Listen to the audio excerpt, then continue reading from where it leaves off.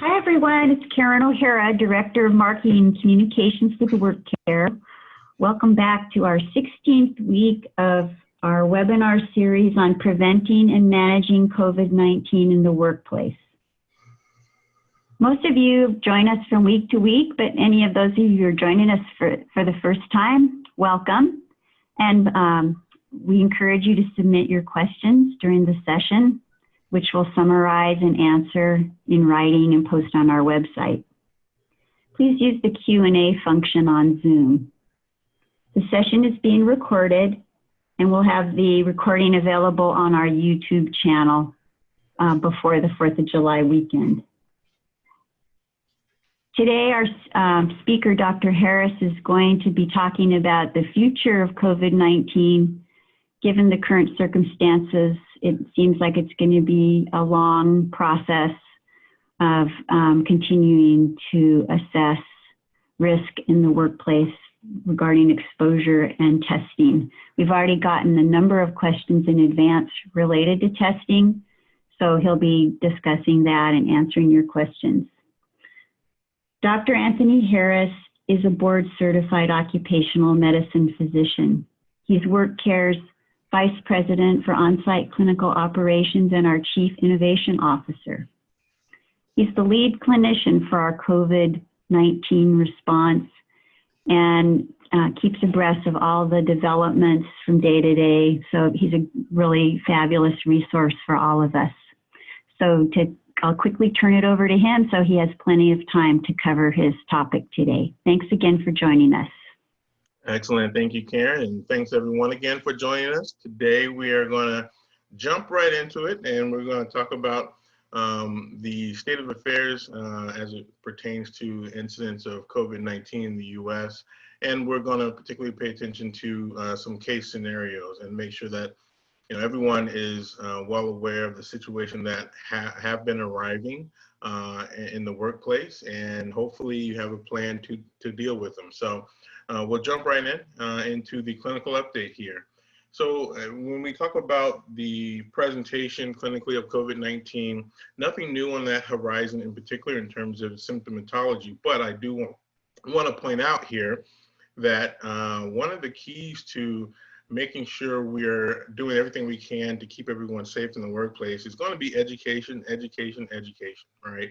And we're at the point where obviously you all are aware that cases are on the rise, and so to combat it, we need to double down on our education opportunities in the workplace to help prevent workplace exposure, and then going beyond just the workplace education to community exposure, right? And we know that education plays a key role in preventative approaches and other aspects of occupational medicine, health and safety, right? But we need to deploy some of those ideas, some of those approaches for COVID-19 in particular.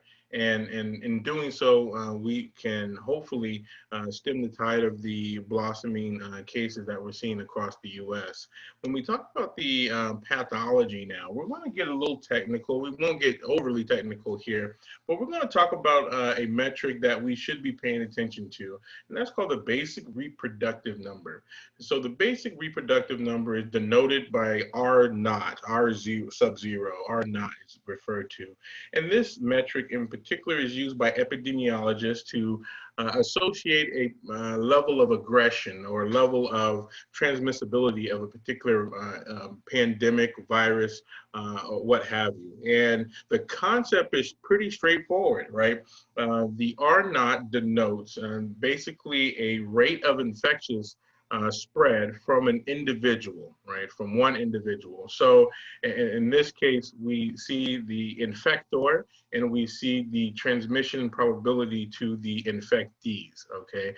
Earlier in our presentation some weeks ago, we talked about some of the factors of being susceptible to a particular illness, and that playing a factor in determining R0 in this case. The other key factors when we talk about how this figure is calculated is based upon time. So over what time period would we anticipate an individual being infected by a infector. And then the other key is space, right? Actual geographic space of the individuals. And as we look into this particular metric, we can understand, particularly around the spatial distance factor, in this case is denoted by D, D sub 1, sub 2, sub 3, which is relative spacing of individuals from the infector. We can see and suppose the importance of social distancing, right? And how that plays a key role in modifying R sub 0. And so when we talk about R sub 0, another way to look at it is to compare then, now that we have, we're looking at this metric, the infectious nature of COVID-19 compared to other viruses. And early in the presentation of COVID-19 in the US and in Wuhan, China, the R value was calculated. How aggressive was it in terms of transmission? And that number turned out to be about 2.5. And you can see that's kind of in the middle. In general, the median, when we look at other illnesses like MERS, influenza 1.5, and measles up there at 16.0, right? That speaks to the infectious nature of particular illnesses that we have tracked in pandemics over time. If we look at then some more research around R sub 0. This research is coming out of the Los Alamos National Laboratory in New Mexico. And they did retrospectively an analysis in Wuhan, China, to look at what was the R naught of the cases they were seeing there. And the R naught in this case matched what we just showed, approximately 2.2 to 2.7. Right. If we look at then some of the factors that impact that R naught, again, it's spatial and it's time. The spatial factor is important, right? This calculation of space does modify R naught, and in this case can modify it for COVID with Wuhan data up to 5.7.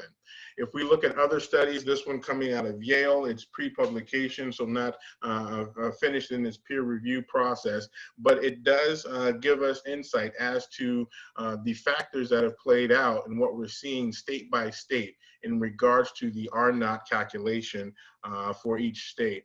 And so, for example, in this study, they found that in New York, the R naught was threefold that of what we were seeing out of Wuhan, China, and what we saw in the US early on. 6.4 was the R naught in New York City, right? And in New York State, rather. And so we have to be critical when we look at a particular infectious potential down to the geographics and down to even the county. And we're going to be paying attention to this R naught metric as we move forward to help us understand and predict what the picture will look like for your workforce, depending on where they're located. All right.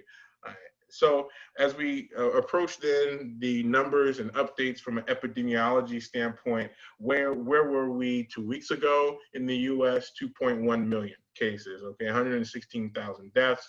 Last week that climbed to 2.3 million and 120,000 deaths. This week we've added on almost 250,000 cases in 1 week. The 2.5, almost 2.6 million cases, and have jumped up to 126,000 deaths at this point. So make no mistake about it, right?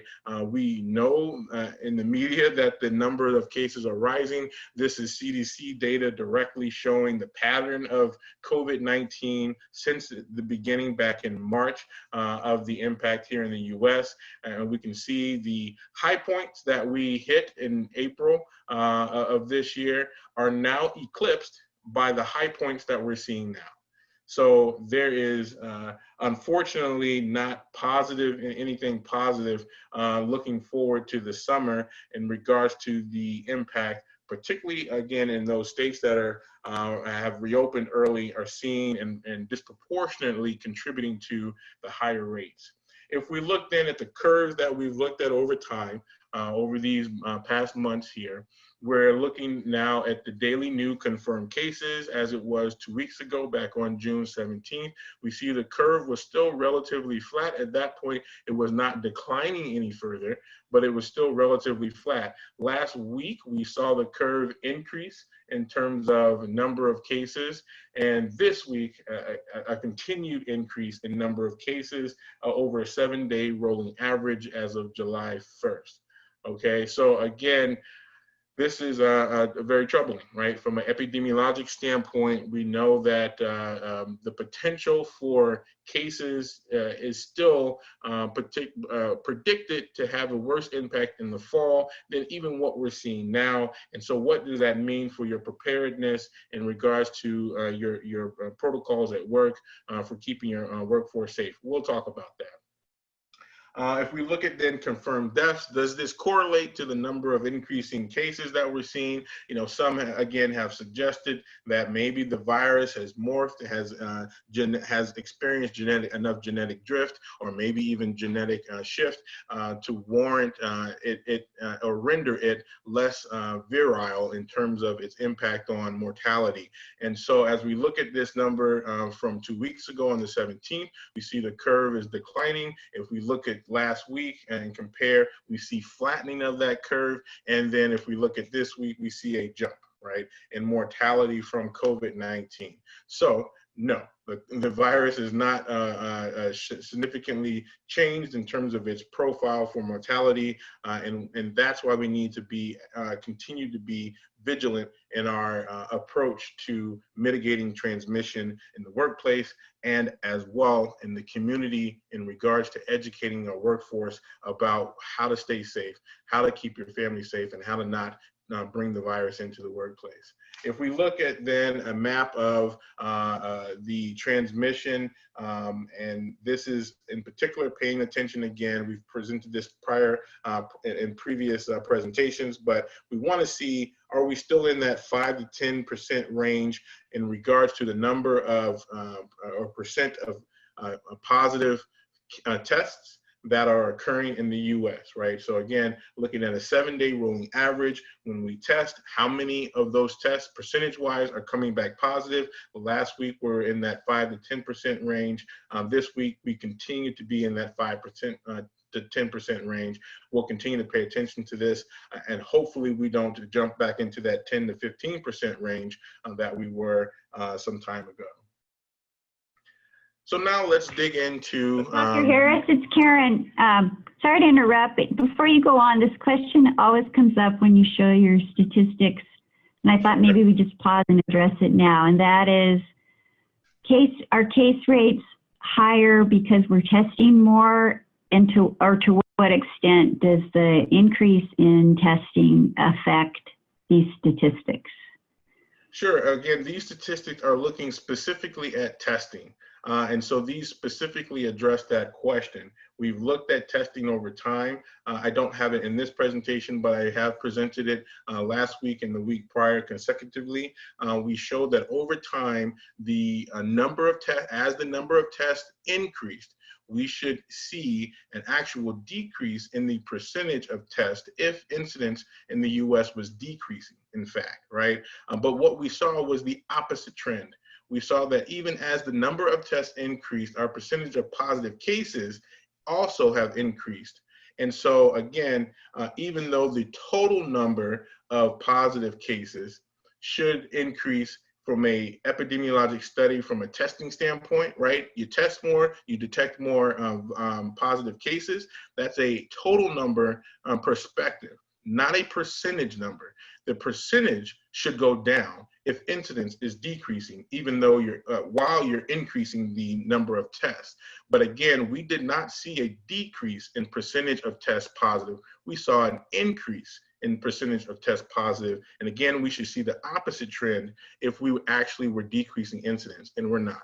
So it's clear in the data that incidence is increasing, not attributable to increased number of tests. So as we talk about then testing, right? We have to make sure the fundamentals are understood of when to test and why to test, right? We talked about algorithms previously in our examination of what to do in the workplace with regard to your COVID surveillance program. This speaks to some basics, right? If you've been exposed, when should you test? And if you pull the trigger too soon, does that affect the outcome of the test?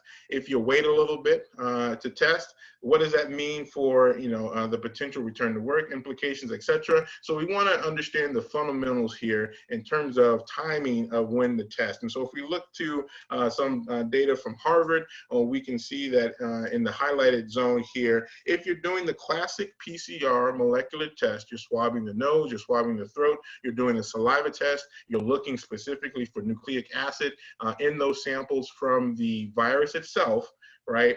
If you test on the day that you believe you're exposed or confirmed that you had a positive exposure, 100% of the time, you are going to get a false positive, meaning that the test will tell you you have no coronavirus present, even though you may still be infected, right? So testing on day 0, bad idea. Right. If you wait a couple of days, let's say you wait four days after exposure to the virus, right? Still potentially 40% of the time you can be you can have a false negative. Okay. And again, this metric is important and is based on what is the specificity and sensitivity of the actual test that's being conducted, meaning what test is the laboratory using to detect the virus in your nasal passage or in the oral pharynx, etc. This number has improved over time, but still there are tests out there that have that 30 to 40% false negative rate, so we have to be mindful to that. So we recommend testing no sooner than 72 hours even with the higher accuracy tests that are out there. When we talk about then what happens when you test after symptoms present, that decreases the false negative rate down to 20% in most cases. And again, that's 3 days after onset of symptoms of COVID-19. So to answer the question of when do you test, to be clear, testing earlier does not result in more prevention. It actually may have the opposite effect, where you're clearing people to re-enter the workplace potentially with a negative test that has a false high negative rate. So you want to make sure that the timing of tests after a potential exposure is appropriate to make a determination of is this person likely to be infectious or not. And this is why, using these statistics on testing, this is why we still recommend quarantine for individuals that have had an exposure, and we use testing to also help us determine, based upon its positive or non-negative status, or positive or non-negative status, whether or not we should do contact tracing and how extensive that should be as a result of them potentially exposing other individuals, okay? So we want to keep that in mind. So for the phenomena behind this, right? We'll go back to a classic slide that we presented probably 2 months ago for the first time. And that's talking about the viral response in our system once we get infected, right? This is why timing of testing is critical because we have to have a period in which the virus has replicated enough in our system to be detectable, okay? It's that straightforward. So if you test too soon, you're gonna miss detection of the virus potentially.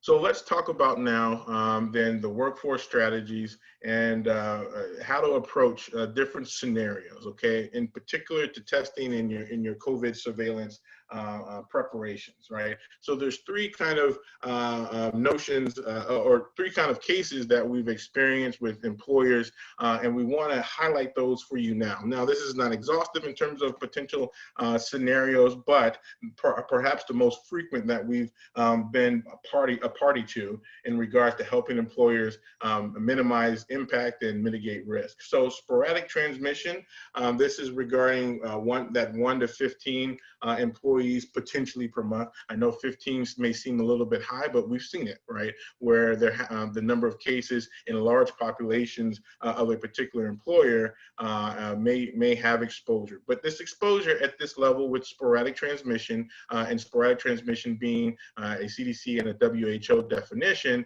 is likely to be a community-based source, right? Not a common source that these 1 to 15 employees have experienced in regards to their potential transmission of COVID-19. The second group then is considered cluster transmission.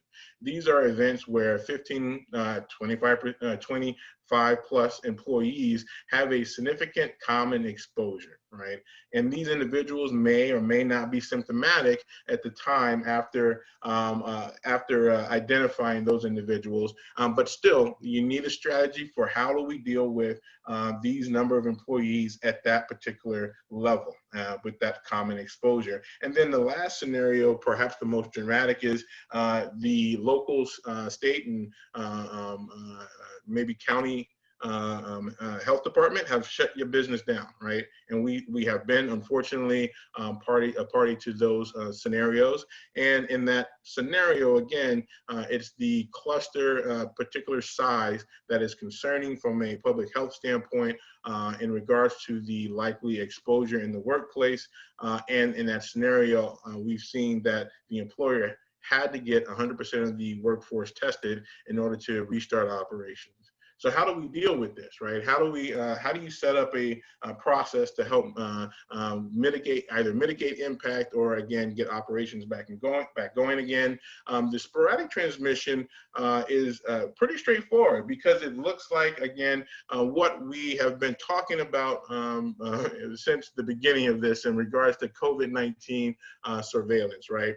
It presumes that you're doing some type of daily screen, right? That you're screening out those who are symptomatic, you're capturing those who are presenting from community spread early enough to get them home safely. And once they're home, then you have testing available locally. We're going to help you get them tested by authorizing a prescription and providing that local testing identification, right? And once we have that local testing done, whether that's at a local clinic, or in some cases we can provide access to testing kits that are either administered on site by staff if you have it with us, or self-administered now as we move forward with improving some of the technology here in the coming weeks.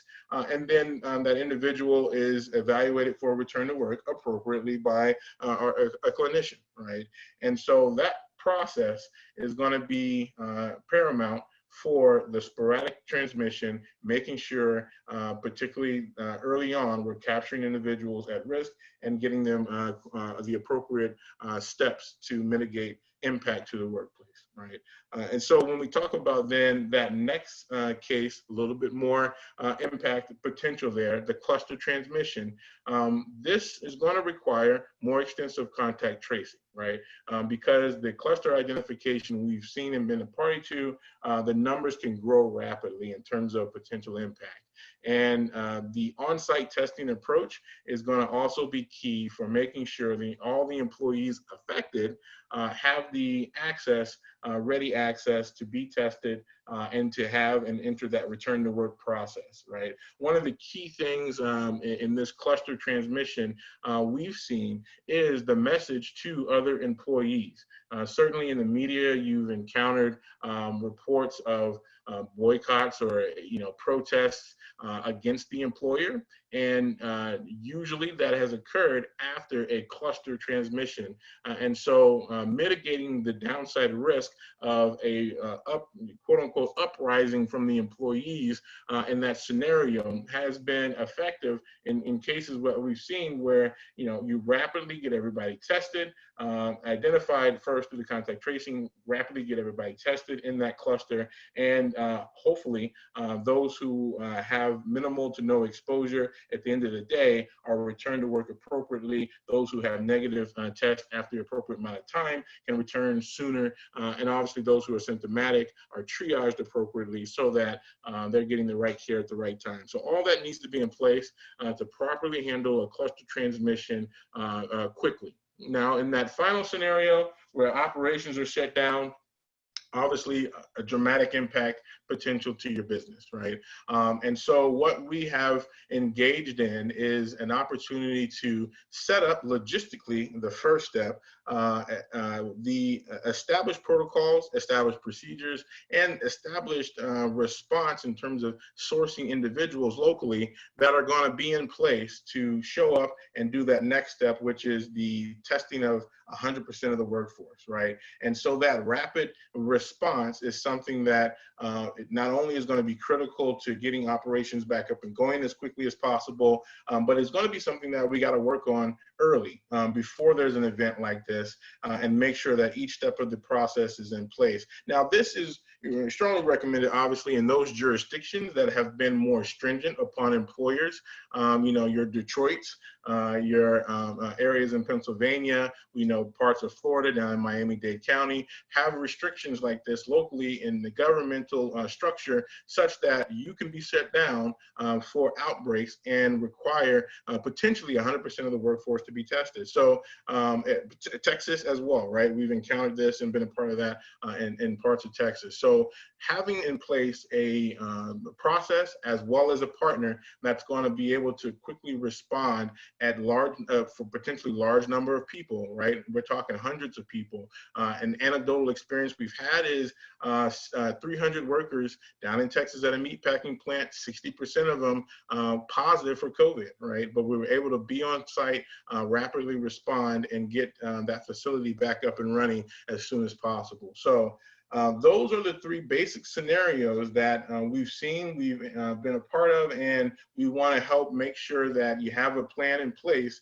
And again, having a stratified approach in regards to your local risk, going back to that R0 number, right? What is your local community transmission rate, and what is the potential risk for your business, and what plan is appropriate to have in place to help mitigate any downside as we experience increasing cases, not just through the summer, but potentially even dramatic increases in the fall. So with that, I'll stop. We'll get to the question part of things. Thank you so much.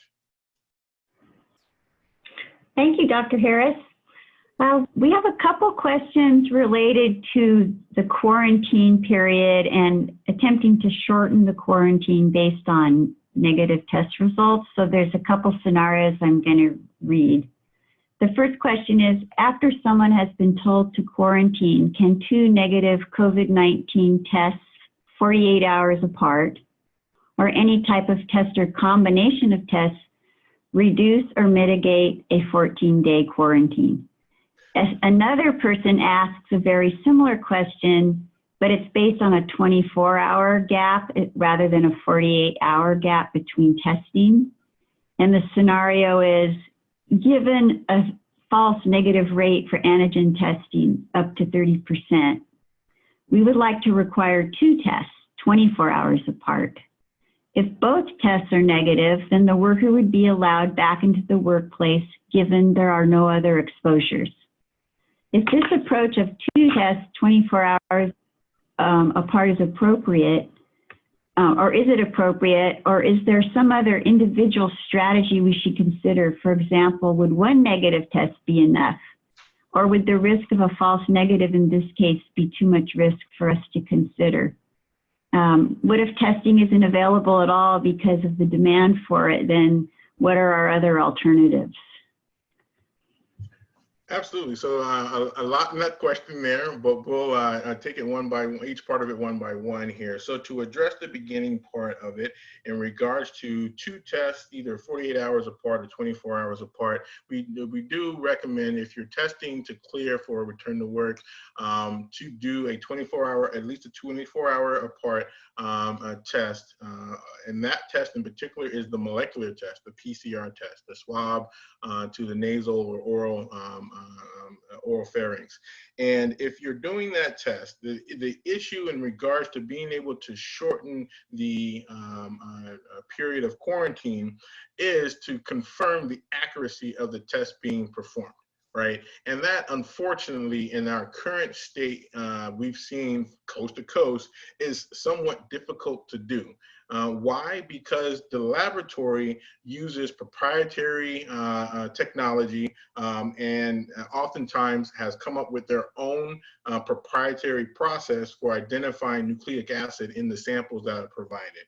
And so it is incumbent on the laboratory to hold and to present to you the accuracy data, meaning how sensitive is the test. Any test less sensitive than 95% is not a great test. Any test that's less than 98 to 100% specific, not a great test, right? And so if you can confirm the accuracy of the tests that are being performed on the individual, and that methodology is encompassing the 24-hour apart two negative tests, then yes, that's a clinical decision level accuracy that would allow us to shorten the duration of the quarantine. And in some cases, we've been able to shorten it down to even 7 days, right, versus 14. But again, the issue is confirming the accuracy of the test. Now, when we talk about other methods to return an individual to work when there's no testing available, we know that has been an issue from day one of introduction of testing, right? And there is a non-test pathway that has been recommended by CDC. We've been performing that methodology as well, but that does include a pathway where quarantine for 14 days is still in play. Right?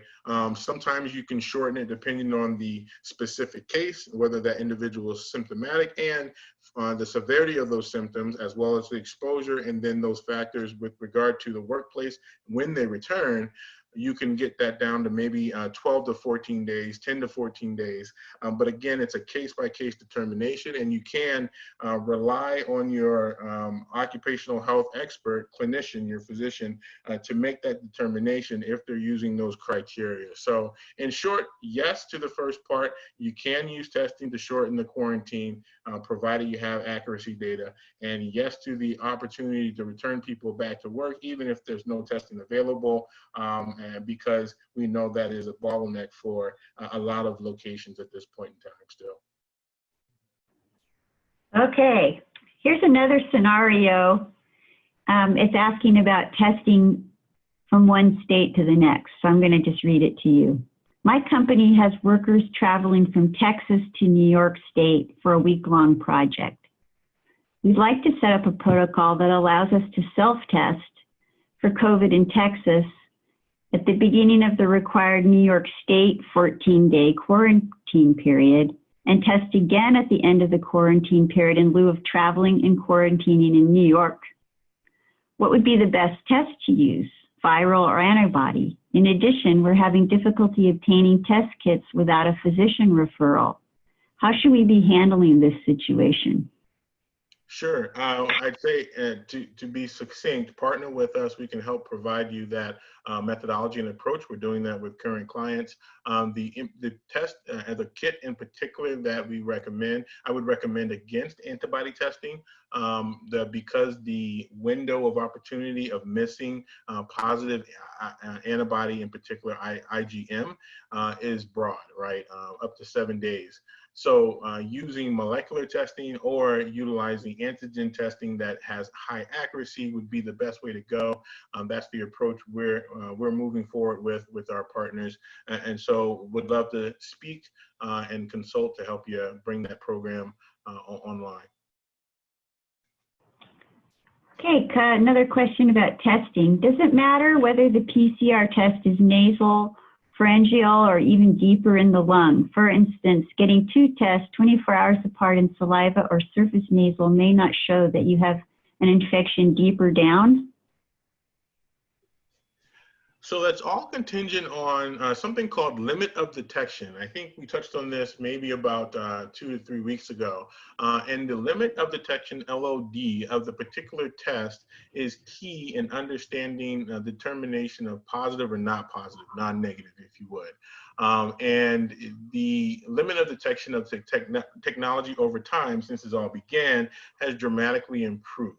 It used to be that a particular sample required a couple hundred, like 1 to 200 viral particles per microliter in order to flag that sample as positive for COVID-19 or for SARS-CoV-2 in regards to the nucleic acid, the genetic material. What we've seen now with the improvement of technology is that the limit of detection is as little as, well, most of it is 10 particles per microliter, but there's technology now where only 2 particles of the virus in a sample per microliter can flag a positive sample, a positive test.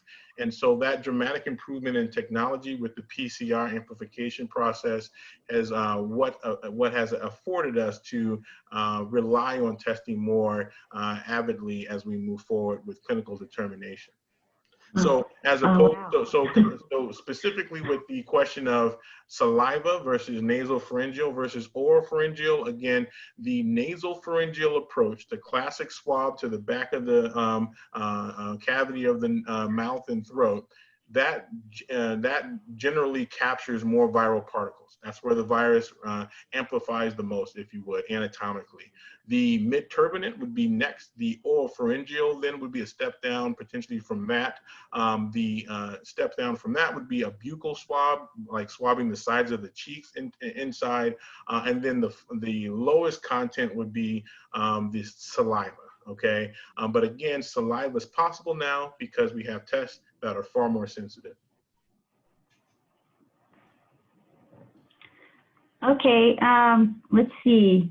Here's another one about testing that is like a pre-employment scenario. If a person is required to get a negative test within 5 days prior to starting a job, would there be difficulty getting that test if the person has no symptoms and it's strictly for employment?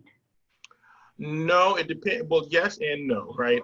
From a support standpoint, the CDC has now come out and said that testing of asymptomatic individuals is appropriate and it is now recommended from an epidemiology standpoint to accurately understand the spread and control the spread of COVID-19.